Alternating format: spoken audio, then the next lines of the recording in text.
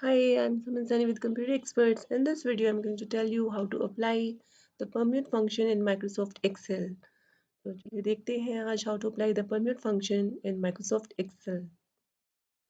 For this, first of all, open the Excel file in your laptop or system. I've already created one file. In this, you're able to see the formula in the formula bar, which is showing you the function. So let's try the same function here, equal to permute, bracket starts,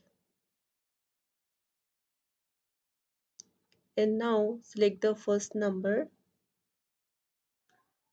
press comma, and then select the another number and close the bracket. Now the permute value of the entered numbers is 60. If you're changing the first number or the second number, the corresponding result will change in your cell in which you have applied the data, right? So let's change some of the data.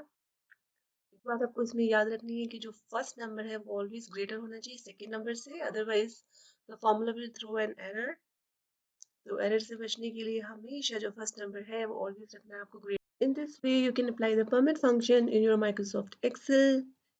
I hope you have enjoyed the video. Those who are new to the channel, consider subscribing the channel. That's all for today. See you in the next video.